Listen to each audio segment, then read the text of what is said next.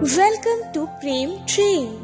অনুগ্রহ করে শুনবেন সংখ্যা 043 গল্পলোক প্রোডাকশন থেকে রওনা দিচ্ছে।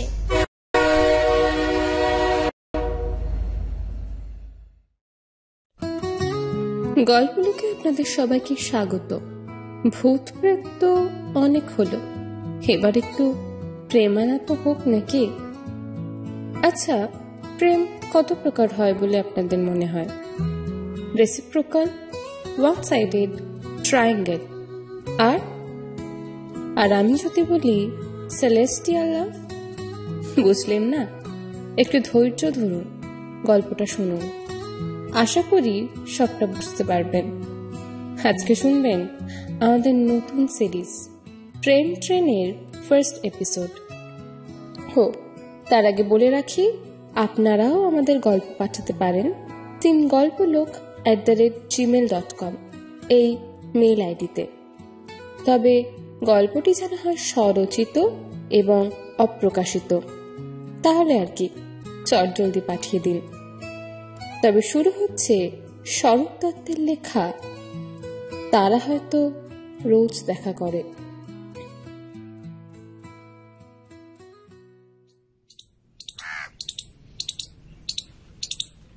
পকেট থেকে রুমাল বার করে কপালের বিন্দু বিন্দু ঘাম মুছে কবজি ঘুরিয়ে হাতঘড়িতে সময়টা দেখে নেয় সর্বার্থ।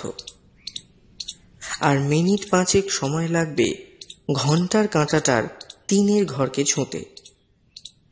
পুকুর পাড়ে অশ্বত্থ গাছের ছাওয়াটায় চুপটি করে বসে আছে ও। শহরতলি অঞ্চলে গাছগাছড়ার অধিকারত্ব বড়ই কম, সেই জন্য এই জায়গাটা ওর খুবই পছন্দের। এখানে গাছের তলায় এসে জলের কলকলানি শোনা যায়, মাছেদের টুপটাপ শব্দ পাওয়া যায়। এক কথায় নিঃশব্দে প্রকৃতির আস্বাদ নেওয়া যায়। আজও ঠিক তাই। বৈশাখের সূর্যের নিরন্তর অগ্নিবর্ষণকে ভ্রুক্ষেপ না করে এক মনে জলের দিকে চেয়ে আছে সর্বার্থ। এই জলের কাছে এলেই যেন ওর সব ক্লান্তি, সব দুর্বলতা এক নিমেষে জুড়িয়ে যায়। মনে হয় দিনের সমস্ত ব্যস্ততা, সমস্ত ঝড়ঝাপটা, বাঁধা ধরা গণ্ডির এই দিন যাপন, সবকিছু একদম স্তব্ধ হয়ে মিলিয়ে গেল জলে। আর হাওয়ায় ভাসতে ভাসতে পড়ে যাওয়া ওই গাছের পাতাগুলো যেন ওর জীবনের এক একটা দুঃখ, এক একটা না পূরণ হওয়া স্বপ্ন। এমন সময় প্রকৃতি যেন একরকম পরিহাস করেই নিমেষেই নিজেকে বদলে ফেলল। সূর্যের প্রচন্ড রোদালো ভাবকে পাশ কাটিয়ে কোত্থেকে যেন দুফালি কৃষ্ণকায় মেঘ এসে নিজেদের মধ্যে গল্প ফাঁদল। ঠিক তাদের দেখা দেখি মুহূর্তেই আকাশটা সূর্যি মামাকে বিদায় জানিয়ে ওই কৃষ্ণকায় মেঘেদের আড্ডায় জমে উঠল। আবার সাথে করে অনুচর হিসেবে নিয়ে এলো মৃদু ঠান্ডা হাওয়া। মেঘগুলোর কথা মতো যেন ওরা এলো পাথারি ছুটোছুটি করছে। চোখের সামনে প্রকৃতির এই ভুল বদল অবাক করে দেয় ওকে। সর্বার্থ উঠে পড়ে ওখান থেকে। ওকে আবার 5টার সময় যেতে হবে ডক্টর ব্যানার্জির কাছে, অ্যাপয়েন্টমেন্ট রয়েছে। সালটা 2023। কলেজের লাইব্রেরিতে বসে আছে সর্বার্থ, হাতে এমিলি ব্রন্টের উইদারিং হাইটস। মনটা বড্ড খারাপ ওর। অস্ট্রেলিয়ার সামনে ওভাবে মুখ থুবড়ে পড়বে ভারত একেবারেই ভাবতে পারেনি ও তা। পড়তে পড়তে মাঝে মাঝেই জানলা থেকে আকাশের দিকে চায়, আবার বই পড়ে। ওদিকে আকাশেরও অবস্থা ভালো নয়, কালো করে এসেছে, কেমন একটা গুমট বেঁধে রয়েছে। সর্বার্থ ভাবে প্রকৃতিরও বোধহয় আজ তাঁরই মতো মন খারাপ। হঠাৎ মন বসছে না বুঝি? টেবিলের ঠিক বিপরীত থেকে একটা মেয়েলি কণ্ঠে প্রশ্নটা কানে এলো সর্বার্থর। বইয়ের ফাঁক থেকে চোখ দুটো বের করে ভুরু উঁচিয়ে একটা মার্কা আওয়াজ করলো। না, খুব বেশিক্ষণ সময় হয়নি এখানে বসেছি, আর তার মধ্যেই দেখলাম তুমি 3-4 বার আকাশের দিকে আর 2 বার ঘড়ির দিকে দেখলে, তাই ভাবলাম হয়তো মন বসছে না। প্রত্যুত্তরে বলল মেয়েটি। প্রায় সমবয়সী একটা মেয়ে বলেই তুমিটাকে পাত্তা দেয়নি সর্বার্থ। না হলে অচেনা কেউ তুমি বলে সম্বোধন করলে নিশ্চয় কানে লাগতো ওর। সেরকম না আসলে। কথাটাকে শেষ না করতে দিয়েই মেয়েটা বলে উঠল, হ্যাঁ, কালকে ভালো খেলতে পারেনি ঠিকই, কিন্তু পুরো টুর্নামেন্টটা যে এত সুন্দর পারফরমেন্স করলো সেটার দাম দেবে না? গ্লাসটা অর্ধেক খালি না দেখে অর্ধেক ভর্তিও তো আমরা দেখতে পারি, কি পারি না? বইটা হাত থেকে রেখে সম্পূর্ণ হতবাক এবং বিস্মিত হয়ে সর্বার্থ বলল, কিন্তু তুমি কি করে জানলে আমি কালকের খেলার কথাই ভাবছিলাম? কারণ আমি তো একবারের জন্য বিড়বিড় না করলেও চলবে স্যার। আপনার ফোনের স্ক্রিন এবং আপনার হাবভাব এইটুকু স্পষ্ট বুঝিয়ে দেয় যে আপনি কালকের ম্যাচটা নিয়ে মারাত্মক আপসেট হয়ে পড়েছেন। একটু থেমে আজ তবে চলি, এই বলে হাসতে হাসতে আ সেঞ্চুরি ইজ নট এনাফ বইটি হাতে ওখান থেকে উঠে পড়ে মেয়েটা। সর্বার্থ তখন টেবিলে রাখা তার ফোনের দিকে তাকিয়ে দেখে স্ক্রিনটা অন এবং সেখানে জ্বলজ্বল করছে Australia won the match by 6 wickets এই লেখাটা। কখন যে বেখেয়ালি স্কোরটা দেখেছে এবং স্ক্রিন অফ না করে পাশে রেখে দিয়েছে ফোনটা, তা মনেই নেই সর্বার্থর। মনে মনে বেশ হাসি পায় ওর, আর একই সঙ্গে মেয়েটার ডিডাকশন ক্ষমতার দারুণ প্রশংসাও করে। সকাল থেকে যে মন খারাপটা পুরো ঘিরে ফেলেছিল সর্বার্থকে, এই ঘটনার পর তার বাঁধ ভেঙেছে একেবারে। এক লহমায় যেন ওর মনের আবহাওয়া বদলে দিয়ে গেল এই মেয়েটা। একলা হাঁটতে হাঁটতে এই কথা মনে পড়ায় একটা কিঞ্চিত হাসি খেলে গেল সর্বার্থর মুখে এবং মনে। এই ঘটনার পর বেশ কিছুদিন কেটে গেছে, কিন্তু সর্বার্থ যে সেই দিনটার কথা ভুলে গেছে তা নয়, বরং বলা যেতে পারে ওই ঘটনার তথা ওই মেয়েটির যে পুনরাবির্ভাব ঘটবে সেই আশাও ছেড়ে দিয়েছে। আসলে ওর বিশ্বাস যে মানুষের জীবনে এমন অনেক কিছুই ঘটে যার কোনো ব্যাখ্যা হয় না। তারা আসে কিছু উদ্দেশ্য নিয়ে, ভালো বা মন্দ, এবং সেই উদ্দেশ্য পূরণ হলে তারা বিদায় নেয়। খালি যা থেকে যায় তা হলো ওই ঘটনার শিখিয়ে যাওয়া অভিজ্ঞতা। এরকমই একদিন দুঃখীদার দোকানে দাঁড়িয়ে আছে সর্বার্থ। উপন্যাসের শেষ পাতার মতো আস্তে আস্তে শেষ চুমুকটা দিল সর্বার্থ ওর হাতের চাটায়। পয়সা দিয়ে পেছন ফিরে যাচ্ছে এমন সময় একটা মন্ত্রমুগ্ধকর গন্ধ ওর নাকে আসলো। গন্ধ অনুসরণ করতে নজর গেল ওকেই পাশ কাটিয়ে চলে যাওয়া মেয়েটার প্রায় কোমর অবধি পৌঁছানো চুলের দিকে। অমন ঘন, কালো এবং লম্বা চুল এখন সচরাচর দেখা যায় না, অন্তত সর্বার্থর চোখে তো খুব কমই পড়েছে। চেয়েও যেন শাসন করতে পারল না ও চোখ দুটোকে। এক পরম স্নেহাতুর চোখে তাকিয়েই রইল। কিছুক্ষণ পর শেষে বাধ্য হয়েই চোখটা সরালো, পাছে অপ্রস্তুত হতে হয়। এক কাপ চা হাতে নিয়ে সামনে পাতা বেঞ্জিতে বসলো মেয়েটা। এইবার মুখটা লক্ষ্য করলো সর্বার্থ। বেশ চেনা চেনা ঠেকলো ওর। মুহূর্তেই স্মৃতির উঠোনে একটা দৃশ্য খেলে গেল। মনে মনে বলল, এই মেয়েটাই সেই লাইব্রেরির আগন্তুক না? হ্যাঁ, তো কোনো ভুল নেই। ভাবলো একটা ডাক দেয় ও সেই মেয়েটাকে। কিন্তু পরক্ষণে খেয়াল হলো, কি নামেই বা ডাকবে?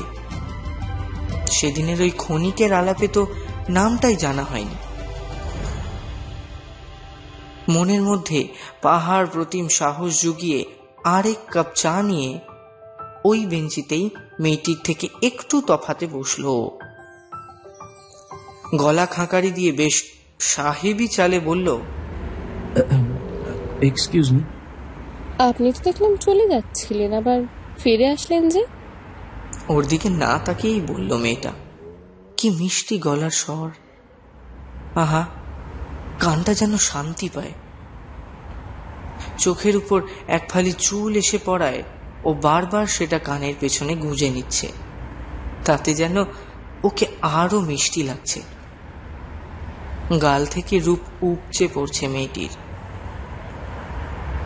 সম্বিত ফিরে পেতে ও বলল, না, আসলে এই দুঃখীদার চা আমার বরাবরেরই খুব প্রিয়।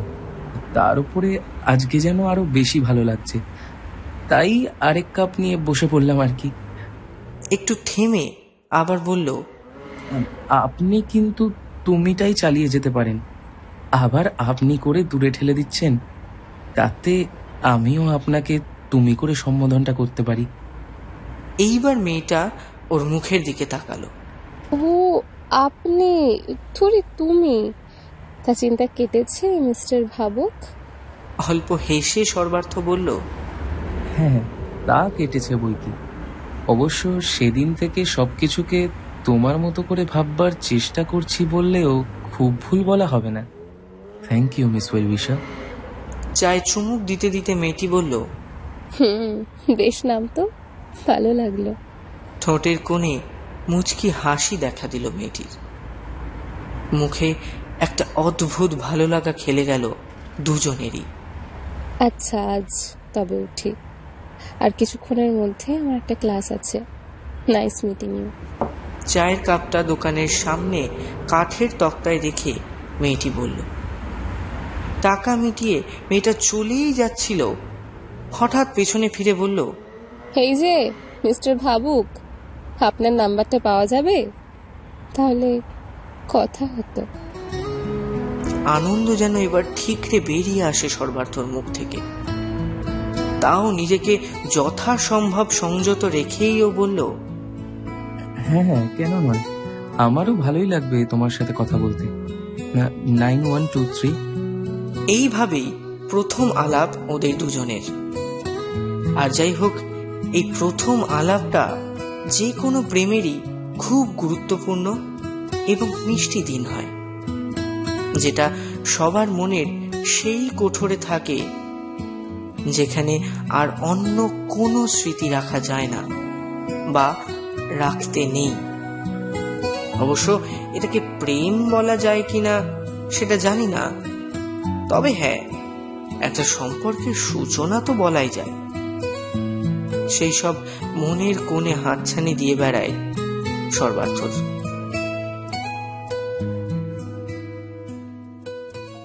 ওদিক থেকে ফোন আসবে আসবে এই আশায় 3 দিন কেটে গেল, কিন্তু কোনো অচেনা নাম্বারেই এখনো পর্যন্ত এই 3 দিনে ওর ফোনে ফোন আসেনি। এদিকে চিন্তায় তো প্রতি 10 মিনিটে সর্বার্থ একবার করে ওর কল লিস্ট চেক করে, কিন্তু কোথায় কি? অচেনা নাম্বার তো দূরস্থ, কোম্পানির নাম্বারও কল আসে না। শেষমেশ ফোনের আশা প্রায় ছেড়েই দিয়েছে। ভেবেছে পরে আবার যদি কখনো দেখা হয় তখন মনে করে ওর ফোন নাম্বারটা সর্বার্থ নিয়ে রাখবে। এই এত সব ভাবনার পাহাড়ে ধস নামিয়ে হঠাৎ টেবিলে রাখা সর্বার্থর ফোনটা বেজে ওঠে।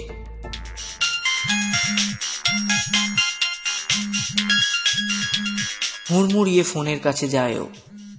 ফোনটা হাতে তুলে নিতেই জল জল করে ওঠে সর্বার্থর চোখ। একটা অচেনা নাম্বার, তার উপর এটা যে কোম্পানির নাম্বার নয় তাও একেবারে নিশ্চিত, কারণ কোম্পানির নাম্বারের ক্ষেত্রে কিছু চেনা সংখ্যা জোড় থাকে, যা দেখলে সহজেই সেটাকে কোম্পানির নাম্বার বলে শনাক্ত করা যায়। এই নাম্বার সেই চেনা ছকে পড়ছে না। বেশ খানিকক্ষণ বাজছে ফোনটা, আর অপেক্ষা করলে হয়তো কেটেই যাবে। ফোনটা ধরে কানে দিয়ে হ্যালো বলতেই সেই চেনা স্বরটা ভেসে আসে।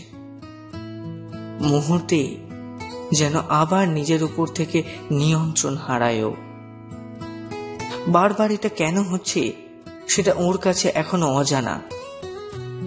হয়তো এর আগে যে কোনো মেয়ে ওর কাছ থেকে ফোন নম্বর চেয়ে কল করেনি, সেই জন্য। শুধুই কি তাই, নাকি এর পেছনে অন্য কোনো ভালো লাগার ইঙ্গিত রয়েছে? জানে না সর্বার্থ। কি চিনতে পারছেন মিস্টার ভাবুক?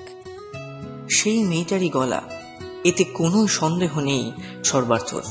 হ্যাঁ হ্যাঁ হ্যাঁ, চিনতে পারছি, বিলক্ষণ চিনতে পারছি। তা হঠাৎ 3 দিন পর যে নম্বরটা হারিয়ে গেছিল বুঝি? না, তা নয়, ওই একটু ব্যস্ততার কারণেই আসলে। অপেক্ষা করছিলি বুঝি? অপেক্ষা? না, অপেক্ষা কিনা জানি না, তবে প্রবল প্রত্যাশা করেছিলাম, সেটা বলতে পারো। বড় আশা করেছিলাম যে তুমি ঠিকই ফোন করবেই। তবে এর কারণ জিজ্ঞেস করলে আমাকে নিস্তব্ধতার আশ্রয় নিতে হবে। এর কোনো উত্তর আমার জানা নেই। আর যদি না করতাম, তাহলেও কি এই প্রত্যাশা থাকতো? যদি বলি হ্যাঁ, তবে কি জানো, তুমি যদি ফোন নাও করতে, তাহলেও আমার মনে কোথাও না কোথাও একটা বিশ্বাস ছিল যে তোমার সাথে আমার ভবিষ্যতে আবার ঠিক দেখা হবেই। আর সেইবার না হয় নাম্বারটা আমি নিতাম, আর কলটাও আমিই করতাম। এরপর দুজনেই বেশ কিছুক্ষণ চুপ থাকে। সর্বার্থ দেখতে না পেলেও আন্দাজ করতে পারে মেয়েটির চোখে মুখে হয়তো লজ্জার ঢেউ খেলে গেছে। সম্পর্কটা বুনছে ঠিক যেমন করে রেশমের কীট তার চারিপাশে বর্ম বানায়, সেইভাবে ধীরে ধীরে সময় নিয়ে যত্ন করে। প্রায় রোজই ওদের মধ্যে কথা হয় ফোন কলে, ওই সামান্য খোঁজ খবর নেওয়া মাত্র, কি করছিস না করছিস এই। কিন্তু এই খোঁজ নেওয়াটাই যেন একটা উষ্ণতা দেয় ওদের দুজনকে। হ্যাঁ, ওদের মধ্যে তুমি থেকে এখন সম্বোধনের পরিচয় তুইতে চলে এসেছে। খুব একটা যে দেখা করে ওরা তা নয়, ওই কখনো দেখা হলে দুঃখীদার চায়ের দোকানে, তাও তা বেশিরভাগই কাকতালীয় ভাবে। সামনে আবার ওদের কলেজের ফেস্ট। ও, আপনাদের তো বলাই হয়নি, ওরা একই কলেজে পড়ে। সর্বার্থ সেকেন্ড ইয়ার, আর সর্বার্থর মিস ওয়েলউইশার হলো ওই একই কলেজেরই ফ্রেশার। হ্যাঁ, এখানে বলে রাখা দরকার, সর্বার্থ কিন্তু এতদিনের পরিচয়ের পরও ওর নাম এখনো জানেন, বা বলা ভালো জানতে চায়নি। ওর বারবার মনে হয়েছে কি হবে নাম জেনে। বন্ধুত্ব তো নাম না জেনেও হতে পারে, অন্তরের মিল থাকলেই হতে পারে, নয় কি? ওরা এখনো দুজন দুজনকে ডাক নামেই ডাকে। তো যেটা বলছিলাম, ওদের কলেজের ফেস্টে সর্বার্থর ওয়েলউইশার একটা গান গাইবে। মেয়েটা বারবার বলেছে সর্বার্থকে ও যেন সেখানে অবশ্যই উপস্থিত থাকে, তাহলে ওর ভালো লাগবে। সর্বার্থ ওকে কথা দিয়েছে। ফেস্টের দিন সন্ধ্যে 7:30টায় ওর গান। সর্বার্থ ঠিক 10 মিনিট আগেই পৌঁছে গেছে। এমনিতে সর্বার্থ এত ভিড়ভাট্টা এড়িয়েই চলে, ওর ভালো লাগে না এসব। সত্যি বলতে মেয়েটা এতবার জোর না করলে হয়তো আগের বারের মতোই এইবারও সর্বার্থ বই পড়েই কাটিয়ে দিত গোটা দিনটা। মাইকে অ্যানাউন্স হলো, এইবার মঞ্চে আসতে চলেছে তরুণ গায়িকা।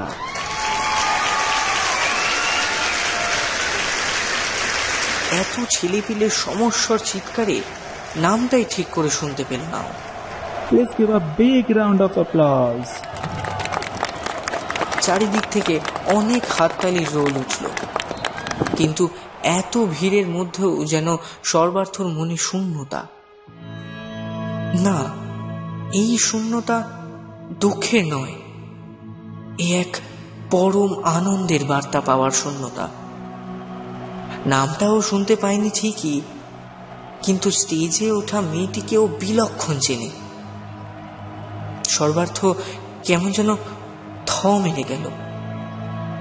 তাহলে কি ওর মঞ্চে আগমনী এত রোমাঞ্চ দিচ্ছে সর্বার্থকে? এত কিছু ভাবতে ভাবতে যখন মঞ্চে ওর মিস ওয়েল উইশারের গান শুরু হলো, তখন একেবারে উথাল পাথাল হয়ে গেছে ওর মন।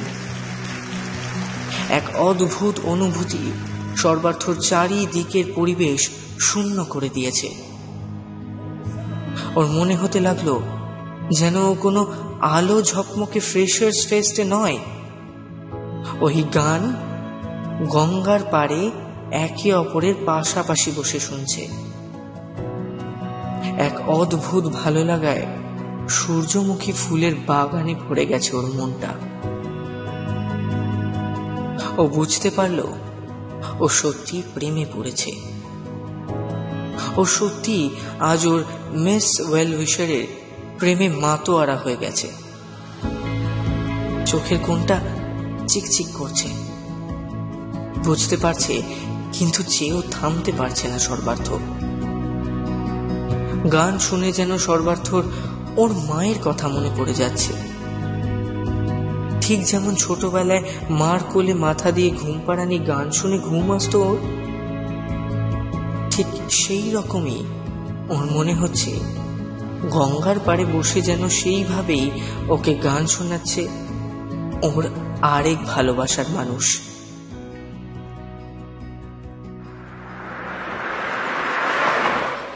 ডক্টর ব্যানার্জি অনেকক্ষণ ডাক দিয়েও সাড়া না পেয়ে কাঁধটা ধরে একটু ঝাঁকিয়ে দিল সর্বার্থর।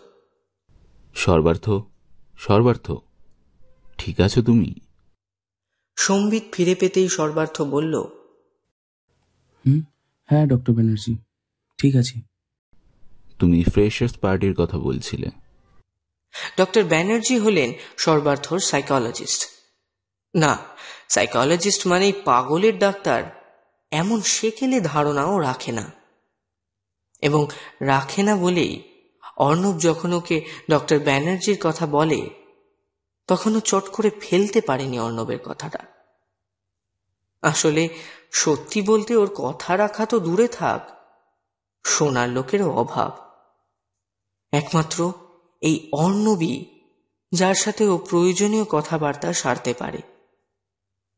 তাই মন খুলে কারোর সাথে কথা বলার লোভ সামলাতে পারেনি ও। ওর মনে হয়েছে অন্তত এই জাজমেন্টাল সমাজের মতো ডক্টর ব্যানার্জি ওকে জাজ করবে না। ডক্টর ব্যানার্জি আবার বললেন, তুমি বলো যা বলছিলে, আমি শুনছি।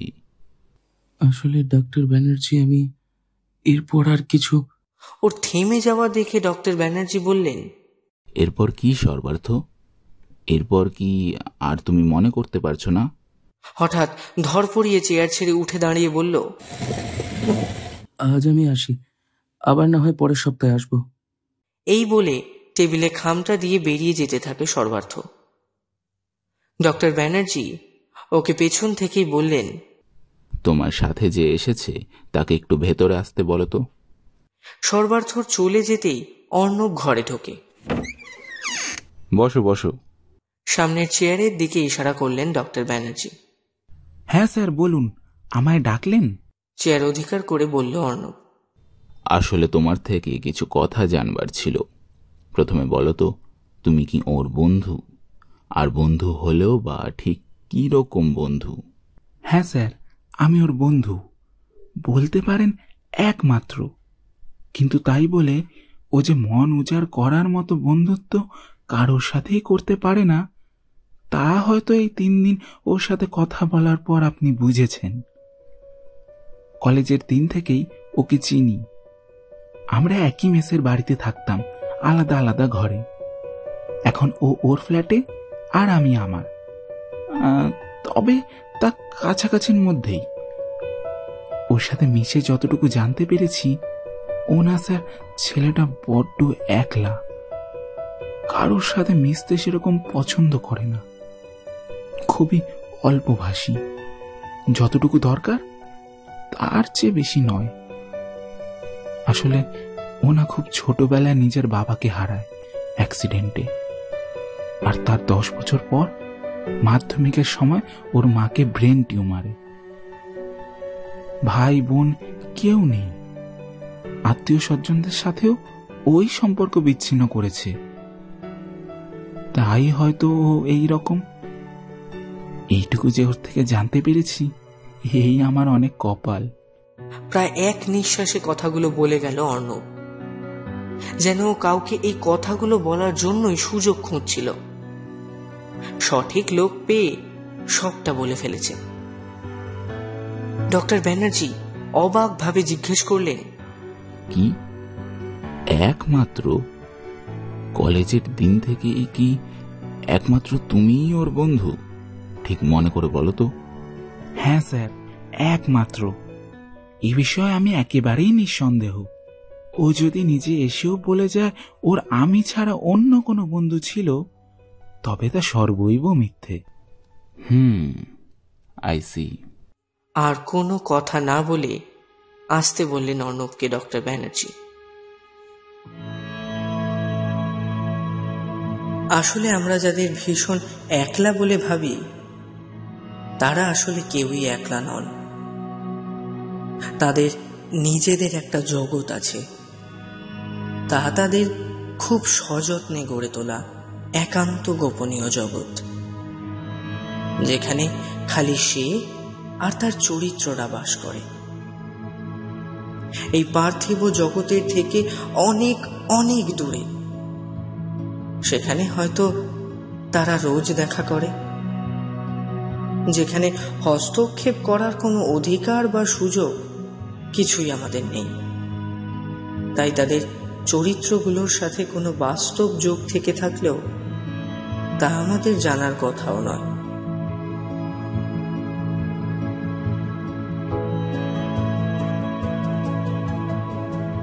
শুনছিলেন প্রেম ট্রেনের ফার্স্ট এপিসোড। তারা হয়তো রোজ দেখা করে। লিখেছে স্বরূপ দত্ত। আজকের গল্প পাচ্ছে স্বরূপ। গল্পের মূল চরিত্র অর্থাৎ সর্বার্থের ভূমিকায় সহস্রাংশু, ডক্টর ব্যানার্জি, অর্ণব এবং হোস্টের চরিত্রে প্রদীপ্ত। গল্পের সূত্রধার ও মিস ওয়েলউইশার আমি শ্রেয়া। গল্পের ডিরেকশনে স্বরূপ, গল্পের এডিটিং এবং পোস্টার ডিজাইনিংয়ে প্রদীপ্ত। শেষ হলো আজকের পর্ব। আগামী সপ্তাহে এরকমই ভিন্ন স্বাদের গল্প শুনতে সাবস্ক্রাইব করুন গল্পলোক প্রোডাকশনকে। Till then, stay tuned.